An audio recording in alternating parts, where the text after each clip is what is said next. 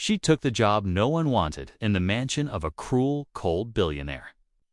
But what started as survival became something else. A slow, aching unraveling of secrets, healing, and unexpected love, betrayal, redemption, and a key that changed everything. You won't believe what she finds behind those stone walls and in his heart. Where are you watching from? Drop your city in the comments, and Dan. Forget to subscribe for more stories that will break and heal you all at once. It started with $46 and a breath I didn't even realize I was holding. I was sitting in the corner of the public library because I'd run out of money for coffee and the heating in my apartment had been shut off again. My fingers were so cold I could barely scroll the job board. I didn't even expect anything new. I'd been checking it every day for months. Still, my thumb moved like it had a mind of its own. And then, there it was. The listing no one touched. Still there. Still waiting. Still warning. Live-in household manager. Private estate. $85,000 per year. Room and board included. Must be highly discreet, detail-oriented, emotionally resilient. Beneath that was a single name, one I knew all too well. Colin Hayes, the Ice King. My stomach dropped. Everyone in the city had heard of him, the ruthless tech billionaire who inherited his father's empire and made it even colder, even sharper, even more unbreakable. They said he went through personal staff the way most people went through paper towels. Chefs, assistants, housekeepers, they came and went so quickly, it was like his mansion had a revolving door. One of the girls from my old job had lasted less than 2 days. 2 days. She wouldn't even talk about what happened, just shook her head and said, "He watches you like you're a flaw he's trying to erase." But still, $85,000. That was more than I'd made in the last 2 years combined. More than enough to pay off the hospital bills I was hiding from my mother. Enough to catch up on rent if my landlord hadn't already changed the locks. Enough to give me space to breathe, to think, to stop choosing between toothpaste and groceries. I closed my eyes and thought about Mom's voice on the phone the night before. Thin, wheezy, too proud. "Don't worry about me, baby. Just take care of yourself." And I thought about the pink notice on my door, the one I pretended I didn't see. This wasn't just a job. It was an exit ramp off a collapsing bridge. So I went back to the employment office. Again, the woman behind the desk, Cheryl something, barely glanced at me. "Lena Carter," she muttered, as if my name had a taste she didn't like. "You again." I held out my resume. The paper was soft from being folded and unfolded too many times. "I'm looking for anything full-time." Still, she raised a penciled brow. "Still, nothing in hospitality. Not at your level. And your experience is limited. 5 years managing a hotel housekeeping team, a business degree earned through night classes while working double shifts, and she called it limited. I can manage people. I can clean. I can schedule." Her eyes twinkled, suddenly, not kindly. "Well, there is one." She dragged a form out from under a pile of folders like it was cursed. "Been sitting here for months. No takers."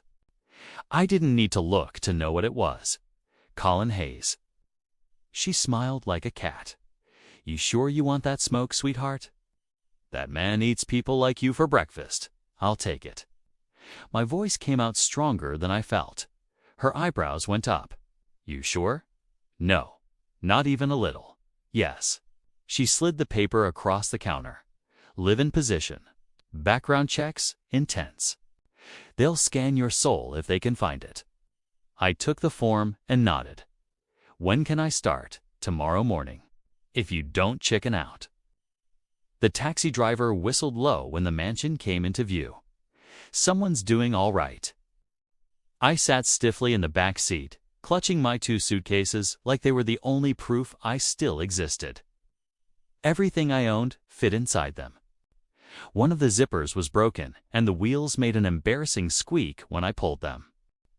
The estate was surreal. 12 acres of manicured perfection. behind wrought iron gates that looked like they could withstand a war. The driveway was long, curved, lined with trimmed hedges and statues that probably cost more than my student loans. And then the house itself, modern, all glass and steel and sharp lines.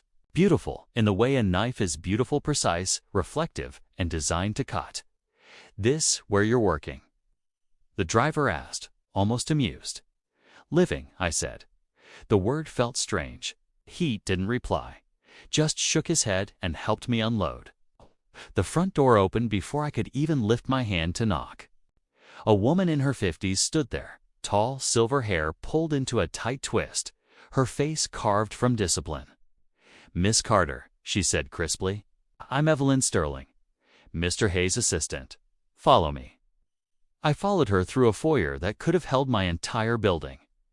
Everything gleamed, floors like mirrors, walls like art. Every corner whispered, "Don't touch." "This will be your room," Evelyn said, opening a door on the second floor. It was bigger than any place I'd lived. It's private bathroom, sitting area, windows overlooking the gardens. A bed so perfect, I didn't dare sit on it. "He rises at 5:30, she continued. "Coffee by 5:45, black. Breakfast at 6 o'clock. You'll manage the cleaning team, schedule deliveries, prepare meals when requested, and maintain the household's operations.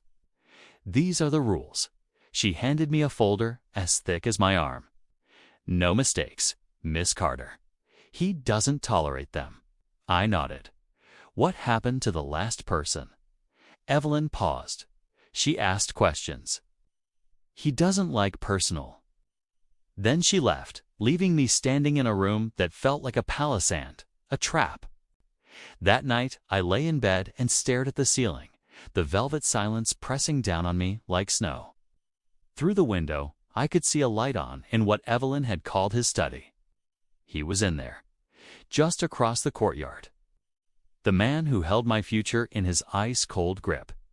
I thought of my mother's voice again, of my empty bank account, of what desperation had cost me so far and what it hadn't yet.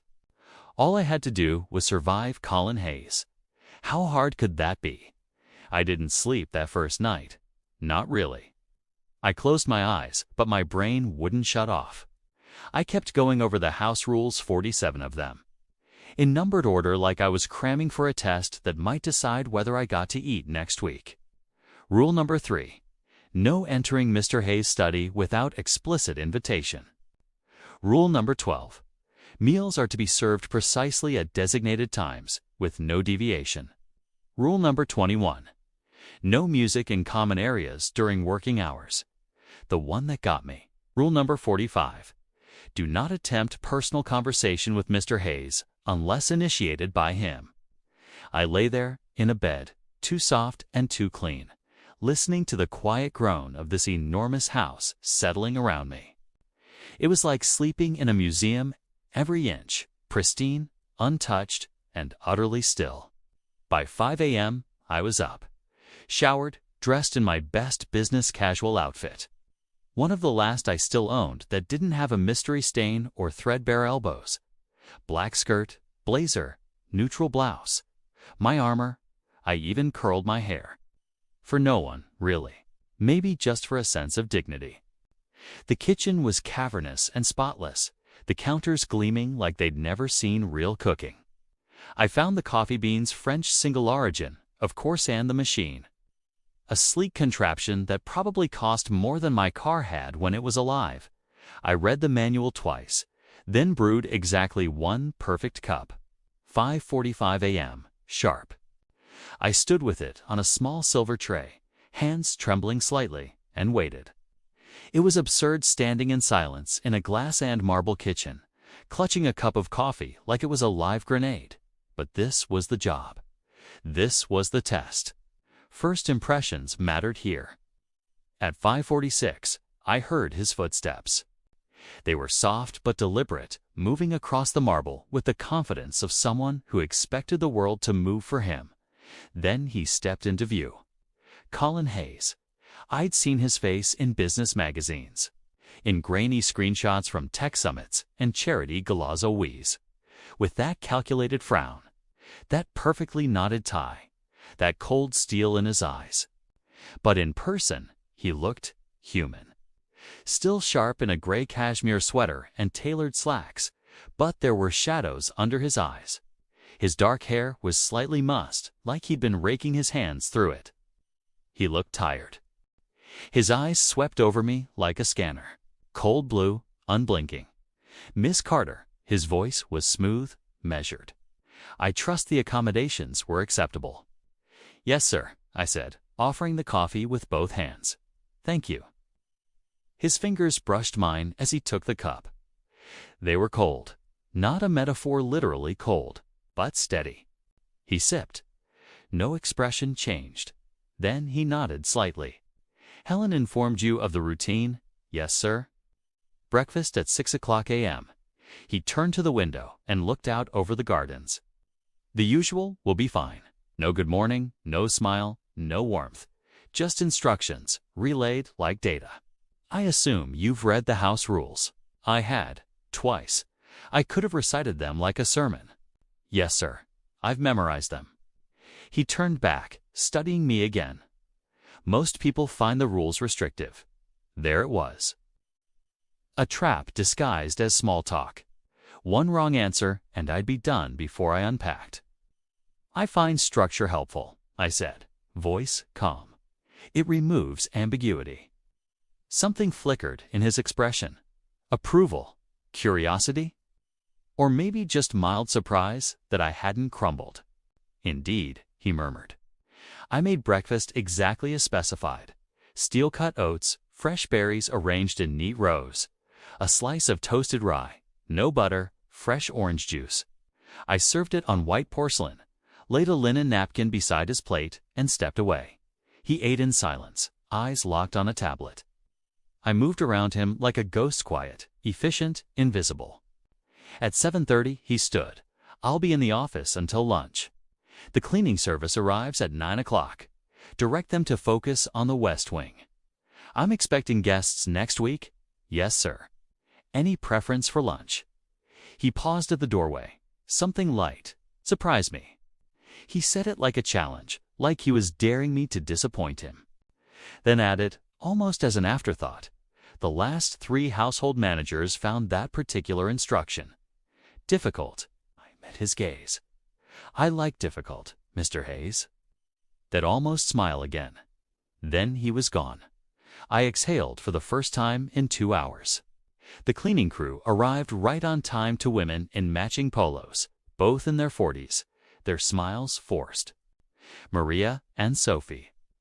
They were efficient, friendly, in that surface-level way that says, we're all trying to survive the same storm. While they scrubbed the already pristine dining room, Maria leaned toward me. "He's particular," she whispered, wiping a spotless window. Sophie snorted. "The last girl moved a vase 2 inches. He noticed. Fired her before lunch."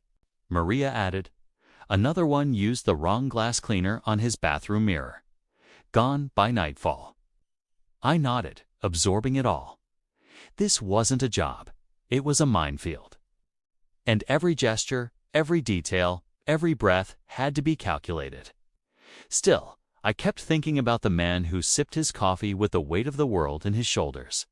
About how his voice dipped when he said the usual. About the piano I'd seen in the living room, grand, glossy, untouched, covered in dust. A thing meant to make music that hadn't been heard in ages. What kind of man lived in a house like this? One that gleamed like a showroom, but had no photos, no art, no life. After lunch, I wandered quietly through the halls, reviewing the binder of rules Evelyn had given me. Every room was beautiful, curated, sterile. The gardens were symmetrical and colorless. The furniture was designer and untouched. Then I reached the living room again. The piano stood like a monument. Black, imposing, but covered with a faint layer of dust. On the stand sat a single piece of sheet music, Chopin, Nocturne in E-flat major. I recognized it immediately. My mother used to hum it while making dinner. when she was still strong enough to stand for long stretches. I reached out and gently placed my fingers on the keys. Not enough to play, just to feel them. Cold ivory, smooth, familiar. "Are you a musician, Miss Carter?" The voice came from behind me, low and quiet, but it still made me jump. Colin Hayes stood in the doorway, silent as a cat, watching me. "I played as a child," I stammered. "My mother insisted on lessons, even when we couldn't afford them." He stepped forward, his expression unreadable. "Why?" She said music fed the soul. "Do you believe that?" I swallowed. "Yes, I think it says things words can't." He stared at me as if trying to decide what part of that answer offended him. Then, calmly, "Play something." "I haven't in years," I said, unsure if this was still safe ground. "I'm amending the rules," he said simply. I sat, my fingers trembled. "What do you play for the man who fires people over fingerprints on mirrors?" I didn't think. I just played. "The Way You Look Tonight," tentative, then growing stronger. The notes filled the empty space with something real, something, not pristine or perfect, but full of memory and longing. When I finished, I looked up. He was still there, but different. "My mother used to play that," he said softly. And for one suspended moment, the Ice King was just a boy who missed his mother. The days that followed settled into a rhythm, the kind you don't notice until it's broken. I woke before dawn, made his coffee black. No sugar, always at 5:45 sharp, then prepared his breakfast with surgical precision. I didn't need the clock anymore. My body just knew. Every movement in that house had its place. Every sound had weight, and silence carried more meaning than words ever could. But the silence between us wasn't always cold. Not anymore. It started small. The way he lingered a little longer over breakfast, watching me from the corner of his eye while pretending to read reports. The subtle nod when the coffee was brewed just right. The way he stopped correcting me. Or maybe he'd simply run out of corrections. And then there was the piano. Every morning, after he finished eating and before he retreated to his office, I played.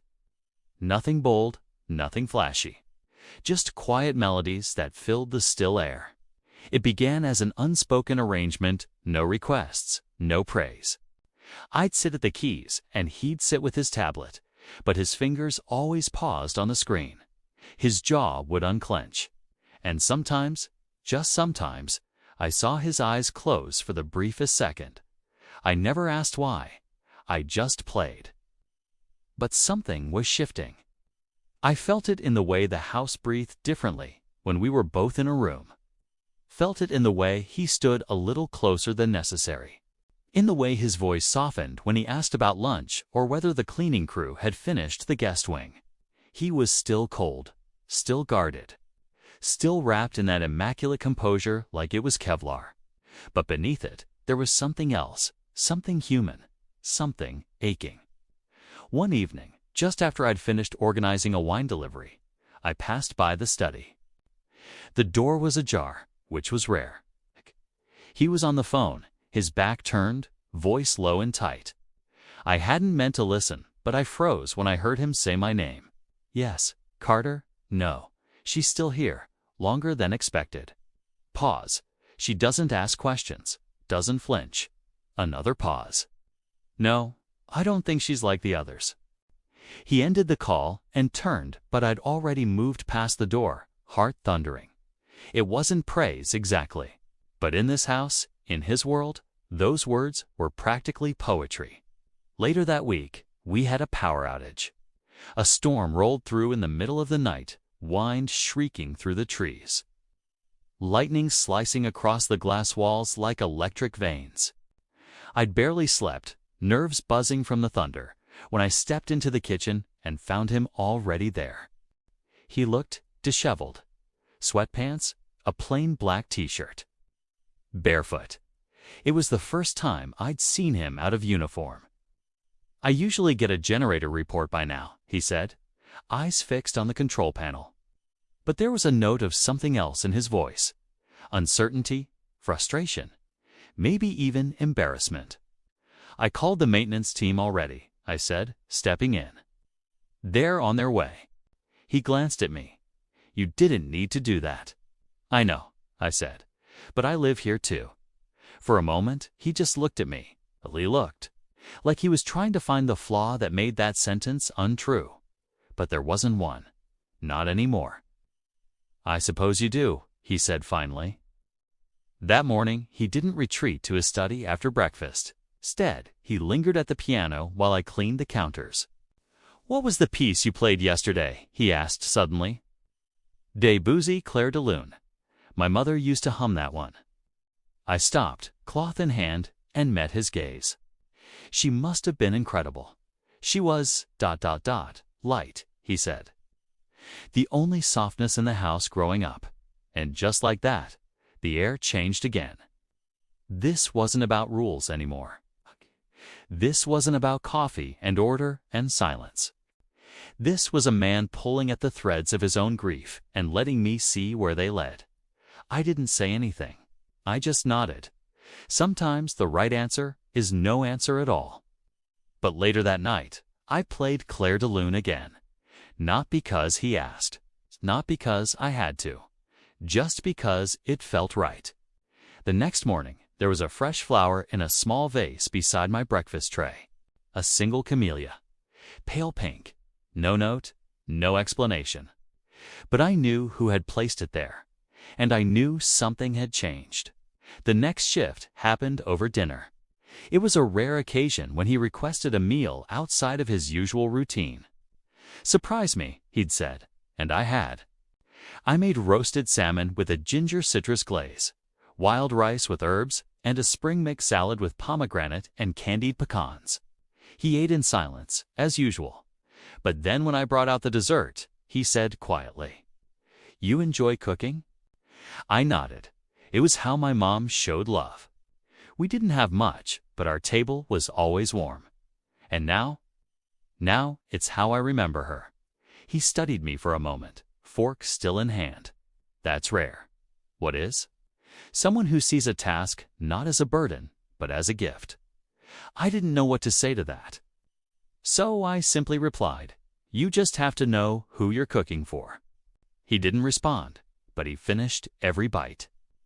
By week 3, the routine was no longer mechanical. It was a dance. We learned the rhythm of each other's movements. He didn't need to ask anymore. He trusted I would know. I didn't have to knock. He left doors open for me now. Even Evelyn had softened, her clipped tone now tinged with what might have been admiration. But not everyone was thrilled. One afternoon, Maria pulled me aside after the cleaning shift. "Be careful," she warned. "You're getting close. That's not always safe in a house like this." I frowned. "What do you mean?" "Some people like to melt ice.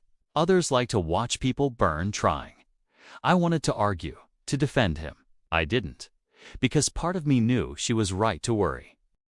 That night, I lay in bed, listening to the rain and wondering when exactly my job had turned into something more. I thought of his hands, cold, steady, precise. A coup. I thought of the way his voice changed when he talked about his mother. I thought of the camellia, the piano, the storm. I was falling, not in the way you fall into infatuation, but in the way you step toward a man with wounds he doesn't show and wonder if you could be brave enough to stay. Thursday morning began like any other dim light slipping past the garden hedges. Coffee brewed at 5:45 sharp. The piano waiting quietly in the living room, like it always did. I played something soft that day, a quiet ballad my mother used to hum during the last good spring we had together. Colin didn't say a word. He never did. But he stood longer than usual by the window, fingers tucked into his pockets. The soft expression on his face folding into something unreadable. By now, I'd grown used to the rhythm between us. Predictable, even intimate in its routine. I knew when to speak and when to let silence carry the moment. I knew how he took his toast, never buttered. I knew he preferred his meetings held after 2 p.m., when he was less impatient. I'd begun to understand the unspoken things too, like the way he always stared at the piano before bed, as if debating whether to approach it or walk away from it forever. But that morning, something unfamiliar cracked the quiet laughter. Not mine, not his. A woman's laugh. High-pitched, carefree. It echoed from the foyer like perfume you can't ignore. I froze, spatula in hand, as Evelyn's voice murmured something polite but tight. Then I heard the click of heels across marble, a rhythm far too confident for this house. "James, darling," the woman called. "I hope you don't mind me stopping by, unannounced." Colin's voice followed, flat and clipped. Vanessa? That name was a grenade. I hadn't met her before, but I knew the shape of her. She was the socialite with ice in her veins and money in her blood.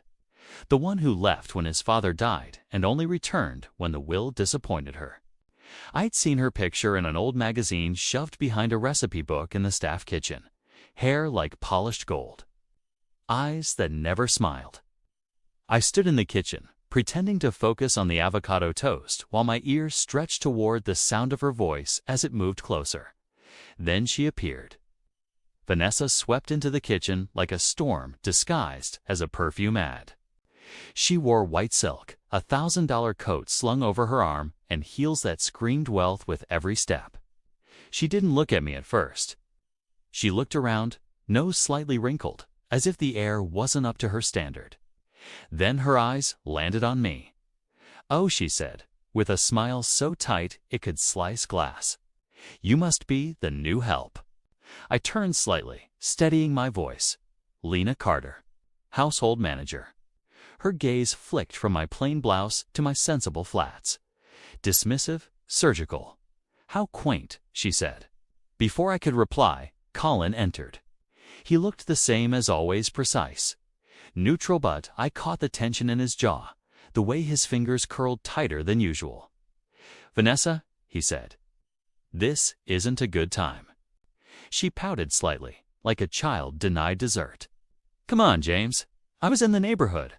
I thought, well, it's been 3 months. That's enough space, isn't it?" She turned back to me with a gleam in her eye. "Has he been treating you, sweetheart? Still brooding in corners and talking to no one unless it's in bullet points?" Colin stepped closer. His tone shifted, low and sharp. "Vanessa, enough." Her smile didn't waver, but something behind her eyes flinched. "I'm just saying," she continued lightly, "after the disaster with the last few staff, you really had to scrape the bottom of the barrel, didn't you?" That stung, more than I expected. Not because it was clever, it wasn't, but because I knew the truth behind it. I had come from the bottom. I was desperate. But I was also damn good at what I did. I'd lasted longer than anyone. I hadn't just survived, I'd carved out something real here. My hands stayed steady as I finished plating breakfast. I didn't look up. "Vanessa," Colin said again, his voice now as cold as a slammed door. "That's enough." She blinked. Her smile cracked. Just slightly. "What?" she asked. "I'm being honest." "No, you're being cruel. And that's not welcome here." There was a moment, barely a second, when her facade slipped, when I saw something raw flicker across her face. She wasn't used to being put in her place, not by him. Not in front of someone like me. "You're serious?" she whispered. Colin nodded. Deadly. She straightened her shoulders. "We have history. We had history," he said quietly. Past tense. "But you were hurting. You were angry when your father—" "I was clear," he interrupted. "When I asked you to leave, I was perfectly clear. You didn't show up for the funeral, but you showed up for the reading of the will. That tells me everything I need to know." Silence. Vanessa's eyes darted toward me again, and for the first time she looked unsure. Then something venomous curled her lips. "I see you've replaced me with the staff," she hissed. Colin's face didn't change. "I haven't replaced you." There was nothing to replace. That landed like a slap. Vanessa's expression darkened. Without another word, she turned and stormed out. Her heels struck the marble like gunfire. Evelyn followed silently. I finished arranging his breakfast: poached eggs with spinach and grilled tomatoes, then placed it gently on the table. Colin didn't sit. He stared out the window, hands clenched. "I'm sorry," he said softly. "You shouldn't have had to witness that." "It's fine," I said, though we both knew it wasn't. "No," he replied. "It's not." A long pause. "Vanessa. She has a way of bringing out the worst in people." "She brought out the best in you," I said before I could stop myself. He turned sharply. "What do you mean?" "You defended me," I said simply. "You didn't have to, but you did." His eyes narrowed, studying me. "That surprised you?" "I didn't expect you to care," I said honestly. "Not like that." He walked toward the table, but didn't sit.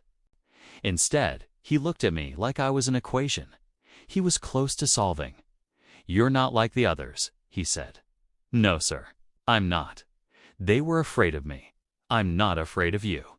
Perhaps you should be, but I'm not." Another silence. But this one was charged. Fragile, a bridge with weight on both ends. He asked, "Why?" I met his eyes and said, "Because I've been hungry, Mr. Hayes. I've been desperate. I've had to choose between my pride and my rent, between dinner and medicine for my mother. I've stood in front of people who thought they could crush me just because they had money or power or the right last name." I took a breath.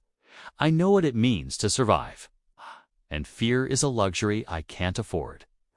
He stared at me, something unreadable in his eyes. Then he asked quietly, "And what do you need?" I paused, really paused. "A chance," I said. "Just a chance to prove I'm worth keeping around." "And what do I need?" he asked next. I considered it. Thought of the dusty piano, the cold perfection of this house, the ache in his voice when he spoke of his mother. "I think," I said slowly, "you need someone who isn't afraid to tell you the truth. Someone who sees past the suits and silence and the fortress you live in. Someone who knows you're not just an ice king." His eyes didn't move, but something inside them cracked. We stood there, two people surrounded by a house built for distant sand, yet suddenly, unbearably close. "We'll see how long that lasts," he said quietly, turning away. But his voice lacked its usual steel. And for the first time, I felt like I'd walked into a room he'd spent years keeping locked. He'd left the door open. For me? The days after Vanessa's visit passed like an eco-soft, reflective, and strangely warmer. Something in the house had shifted. It wasn't just me who noticed. Evelyn's movements were less clipped. Maria and Sophie no longer whispered warnings. Even the walls, once deaf and cold, seemed to hum with some unseen energy, like the mansion had taken its first real breath in years. Colin hadn't spoken of her again. He didn't need to. The silence that had followed their confrontation had been loud enough. Instead, we slipped deeper into our silent rhythm. Every morning, after breakfast and before his study door closed behind him, I played. It had started with the familiar, the songs from childhood: Debussy, Chopin, a few jazz standards my mother used to hum while stirring soup. I didn't ask if he liked them. I didn't ask anything at all. But he stayed, every time. Sitting in the far chair by the window, coffee cooling in his hand, breath slowing like he was relearning how to breathe. And something in me began to slow, too. I'd come to that house looking for survival. A paycheck, a roof. But I was starting to realize I'd found a space to rest, maybe not safe yet. Not entirely, but quieter than I'd known in years. One morning I walked into the living room and saw a second chair pulled closer to the piano. It hadn't been there before. I didn't ask. I sat, placed my fingers on the keys, and began a soft arrangement of Moon River. He sat beside me, not too close, not too casual, just present. As the notes drifted through the room, he didn't speak. He didn't need to. His shoulder brushed mine once. Not an accident. Not deliberate. Just honest. When the last chord lingered in the air, I turned toward him. He didn't move, didn't blink. My mother used to sing that one too, he said softly. But she sang it off-key. I think that's the best way to sing it. That made him smile, just a little. It was fleeting, like a candle flickering in a draft butt. It was real. Later that day, I brought him lunch poached egg over herbed grains, a warm bacon vinaigrette, and fresh rosemary focaccia. I set the tray down in his study without a word, about to leave, when his voice stopped me. Where did you learn to cook like this? I turned slowly. My mother. She said food was love made visible. He leaned back in his chair. And what does this tell you about me? It was a trap. Another test, but I didn't flinch. I looked at him, really looked. At the suit tailored to perfection. At the tired blue eyes that never fully softened. At the man who sat in his fortress of glass and chrome, sipping coffee to the sound of music he didn't know he needed. It tells me you're hungry, I said. He blinked, slow. For food. For something real.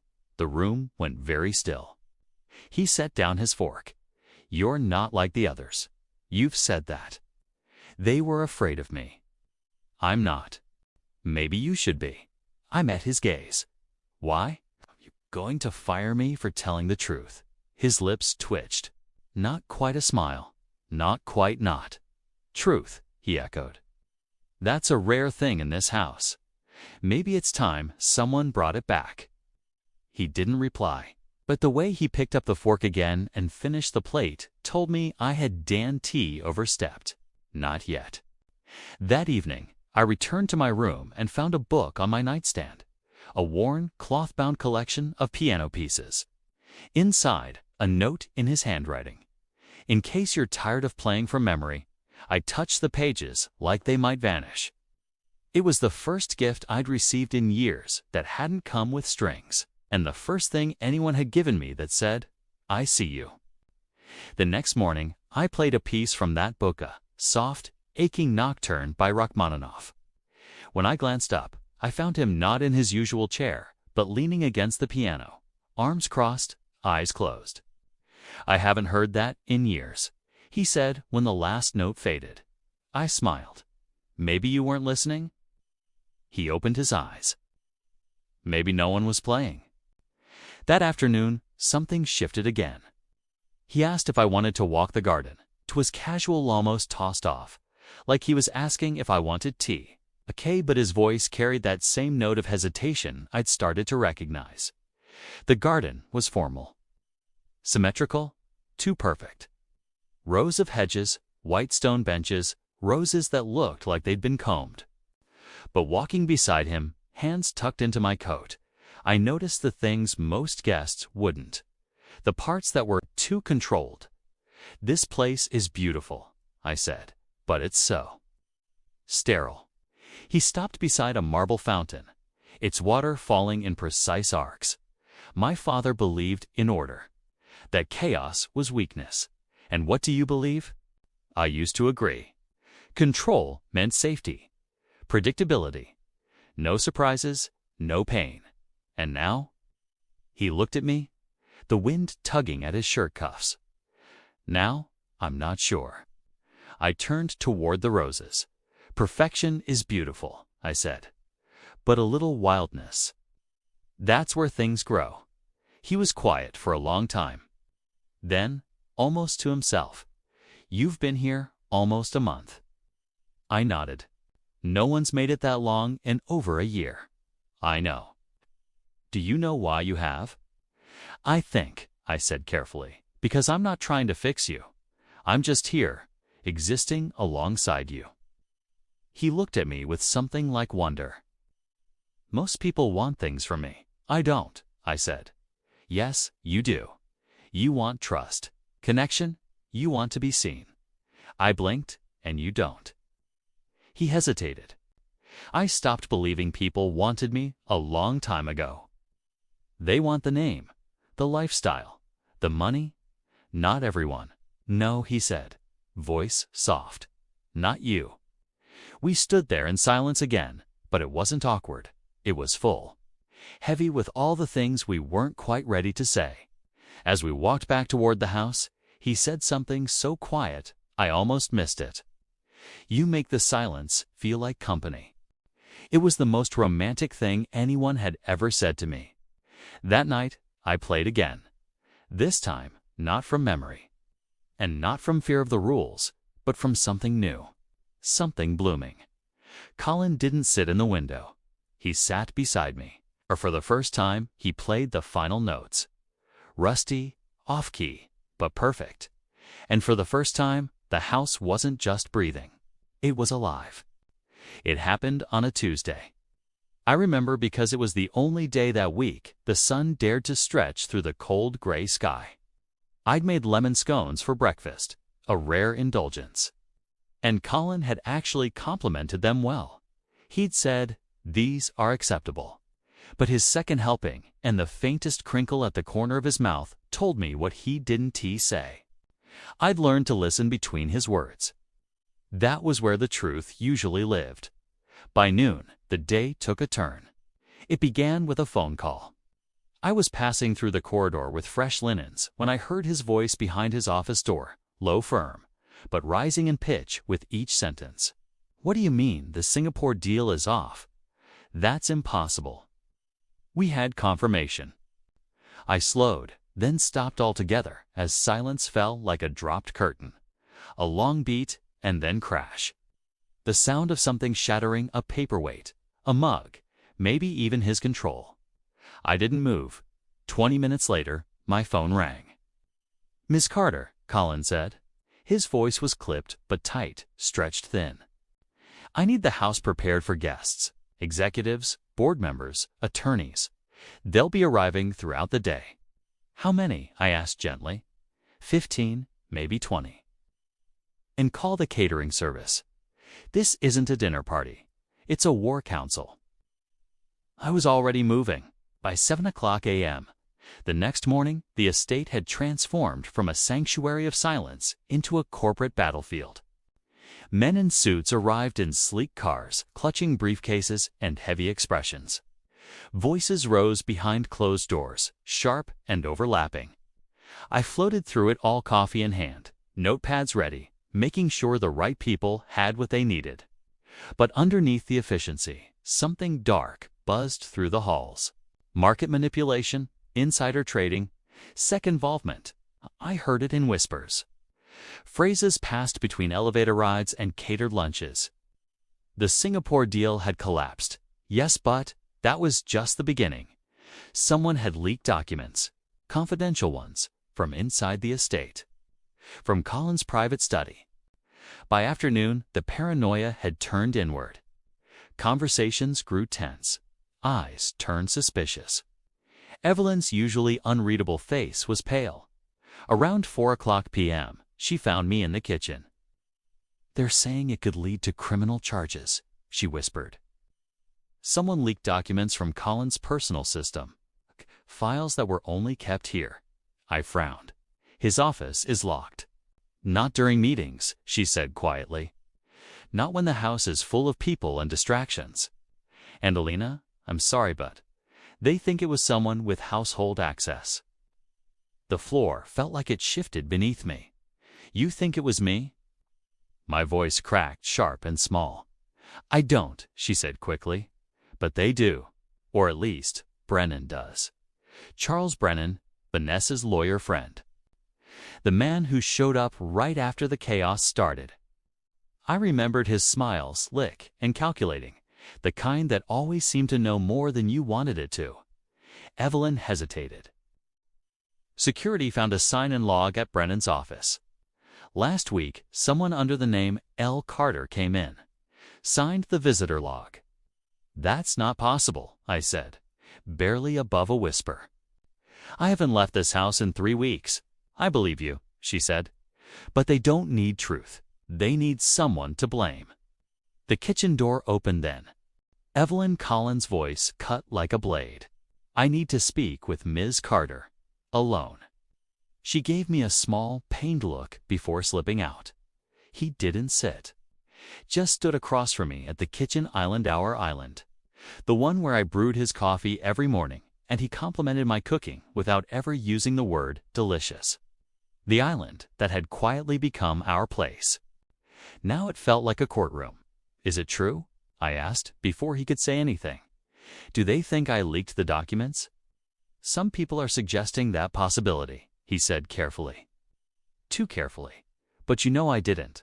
A pause. Too long, do I? My chest tightened. You're serious? You've had access to this house. My routine, my office, my systems. And you think I'd betray you? My voice cracked. After everything.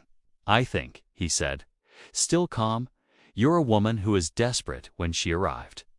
A woman with bills and an eviction notice and a sick mother. I think people like that are vulnerable to offers. I felt like the wind had been knocked out of me. What are you saying? I'm saying someone matching your description was seen at Brennan's office. Logged in as L. Carter. And until we verify you want to search my room, I said, finishing the sentence for him. You want to treat me like a suspect. I want to protect myself, my company, my future. No, I said, blinking hard against the sting behind my eyes. You want to protect your walls. He stiffened. I'm doing what I should have done from the beginning. Trust no one. Not even me, I said quietly. He looked down. That silence again. But this one wasn't full, which is empty, brittle. The silence of something breaking. You don't believe me? I can't afford to, he whispered. That's not the same thing. It's the only thing that matters right now. Something inside me cracked. Not a loud shatter, but a soft, tired snap. I see, I said. So this is how it ends. You don't even need evidence. Just a little fear, a little doubt. Lena, no. You want to know what's worse than being accused of something you didn't do? I asked. It's being accused by someone you trusted, someone you thought saw you. He opened his mouth, then closed it. I turned away. Tell Evelyn she can search my room, chat my phone, my computer. I have nothing to hide. And where will you be? Pack and Lena. I looked back at him, blinking hard. You were afraid of me because I got close. You thought I might hurt you, so you beat me to it. He swallowed.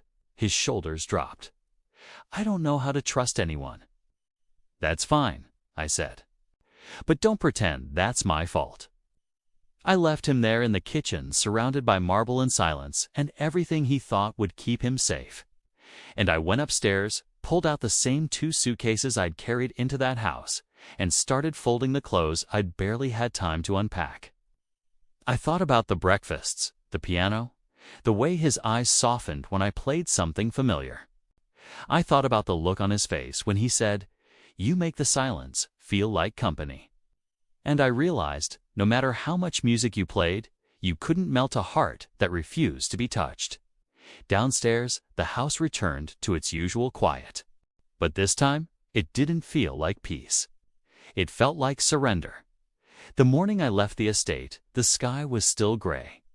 Not the bruised, dramatic gray of a thunderstorm, but the kind that hangs like a fog over the soul, dull and undecided. I carried my suitcase down the polished staircase one last time, each step echoing like a quiet farewell. No one stopped me. No one said goodbye. I didn't expect Colin to, but I hoped. Just once, I hoped he'd appear at the door, eyes softer, voice cracked with regret. That he'd say my name like it meant something again. That he'd tell me he believed me, that the silence had been a mistake. He didn't. The town felt colder without the mansion's warmth even. If that warmth had only been built of rituals, music, and lingering glances across porcelain plates.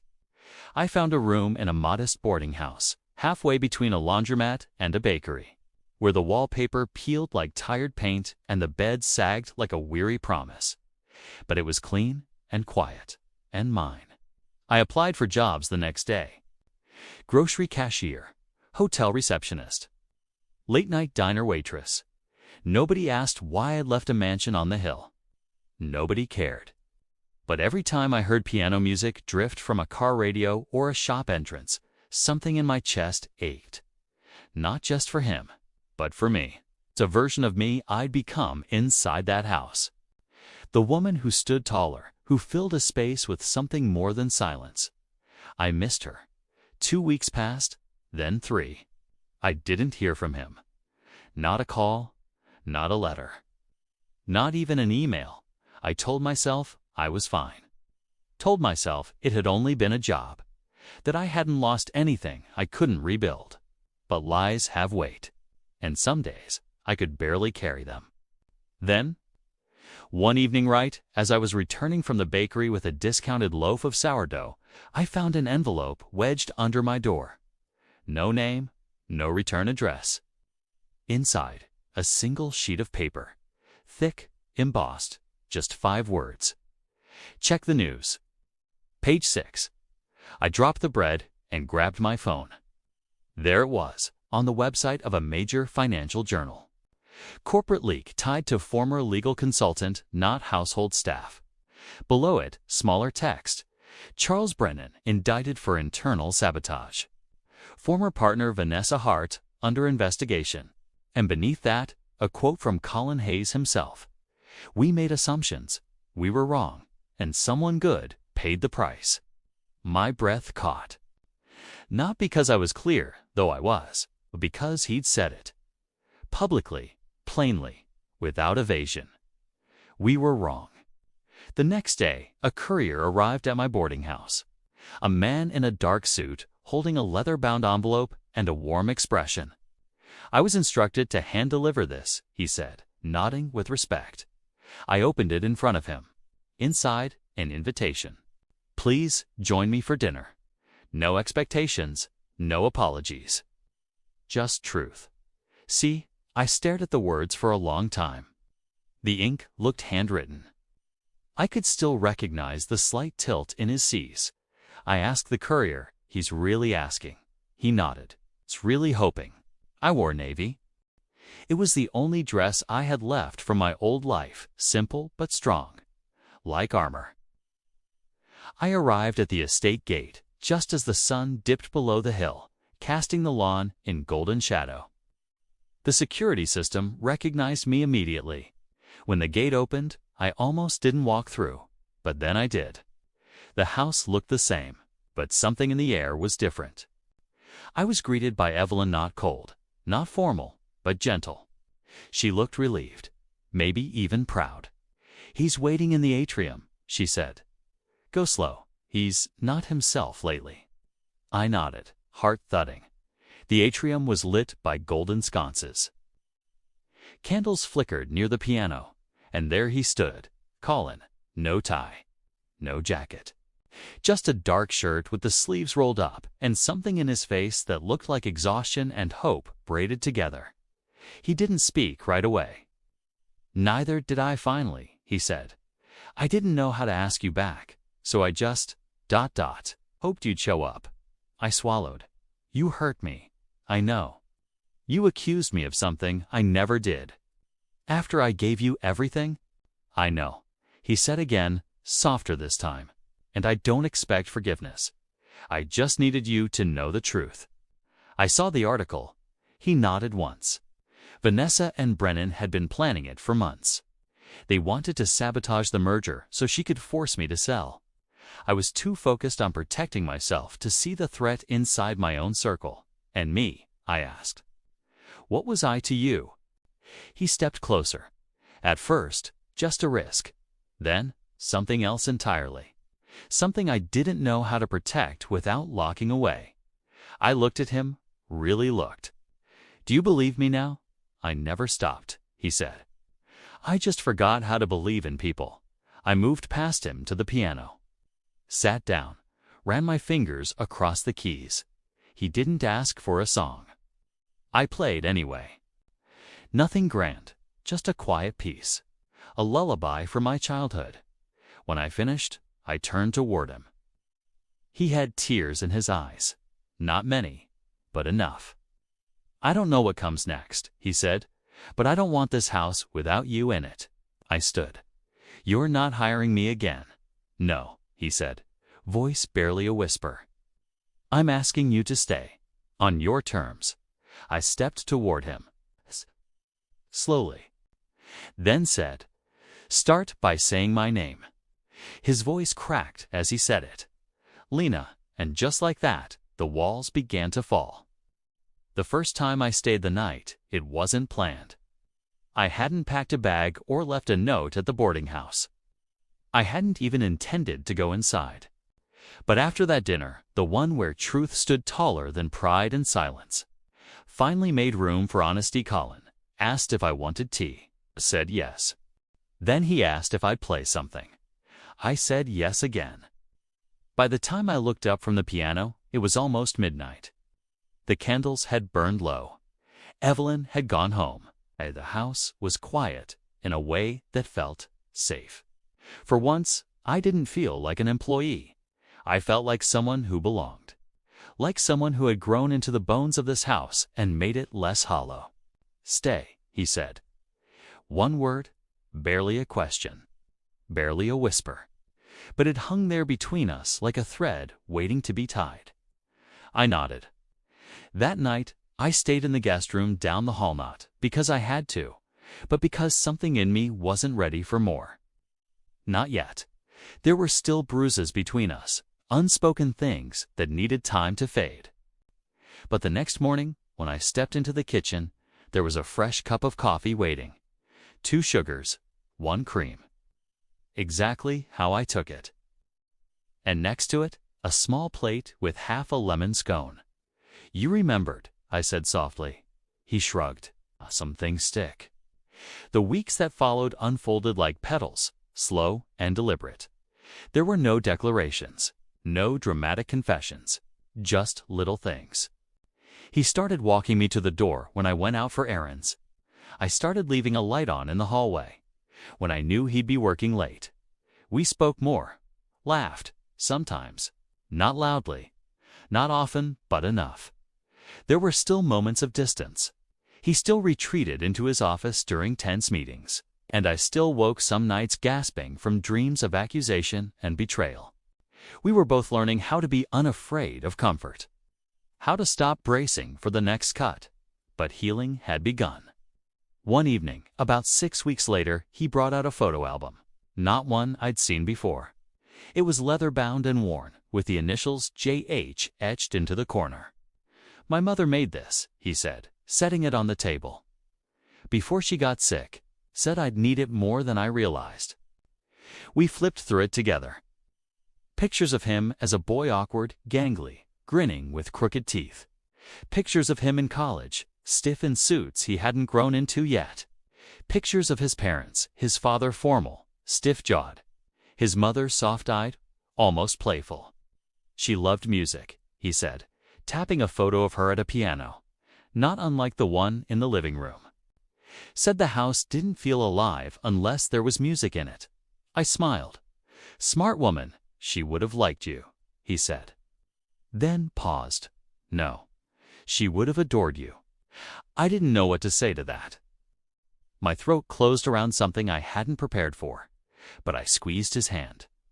He didn't let go. The next morning, we sat on the back terrace, coffee in hand, as the late spring breeze swept through the garden. The roses had bloomed wildly overgrown, tangled, unapologetically chaotic. "They're beautiful," I said. "They're unruly," he replied. "My father would have fired the gardener for this." "Then it's perfect," I whispered. He looked at me, eyes squinting against the sun. "I want to change the house, not just the rooms. The atmosphere, the energy. You already have. I want to make it official." I tilted my head. "What do you mean?" He hesitated, then reached into his pocket and pulled out a small velvet box. My breath caught. "No," he said quickly, catching my panic. "Not that. Not yet. I'm not that reckless." He opened it. Inside, a key. I looked up. "I want you to stay. Not as staff, not as a guest, just as Lena, my Lena." Tears welled up before I could stop them. "You sure?" I asked, laughing through the emotion. Because I'm stubborn, I burn toast sometimes. And I talk to the piano when I'm upset. He smiled. I'm counting on it. I took the key. It was heavier than I expected. That evening, I moved into the West Wing. Not the guest room, not the servants' quarters. Our space. We decorated it together. He picked the furniture. I chose the curtains. He wanted dark wood and clean lines. I insisted on plants and mismatched rugs. It was a mess of tastes and compromise. It was perfect. And then, one night, something else changed. We were sitting by the fire, sharing the last of a bottle of red wine, when he turned to me. "Do you think broken people can be whole again?" he asked. I didn't answer right away. Instead, I leaned forward, kissed him gently, and whispered, "Not whole, but better." He pulled me closer. And that night, for the first time, we stopped pretending we were healing separately. We began to heal together. In the months that followed, the house transformed. The staff returned not as employees walking on eggshells, but as people. Maria sang while she cleaned. Sophie brought fresh flowers. Evelyn actually smiled. There was laughter in the halls again. Music in the mornings. Silence, yes but warm, companionable silence. One afternoon, I caught him staring at the piano. "What are you thinking?" I asked. He sat down beside me and placed his fingers on the keys. He played, still rusty, still unsure, but stronger. And I played with him a duet. Two melodies learning to live together. Not perfect, but alive. And when we reached the final note, he turned to me and said, "You didn't just bring music back into this house, Lena." He paused. "You brought me back." And for once, I didn't feel like someone who'd been rescued from the edge. I felt like the reason someone else never had to jump, a ChatGPT. Thank you truly for staying with me until the very end of this story. If it touched your heart, then maybe you understand what I've come to believe, that sometimes the hardest people to love are the ones who need it most. Colin didn't need someone to fix him. He needed someone to stay, to see through the silence and offer something real without demanding anything in return. Life has a strange way of bringing two broken people together, not to complete each other, but to remind one another that healing is possible even after betrayal, even after loss, even after being told you're not enough. So, wherever you're rewatching from, whether it's a quiet corner of the country or a bustling city, tell me in the comments. Where are you tuning in from? I'd love to know. And if stories like this make your heart feel full, even just for a moment, then please don't forget to subscribe. It means the world, and it helps us keep sharing stories that matter. Until next time, take care of yourself, and don't stop believing in second chances.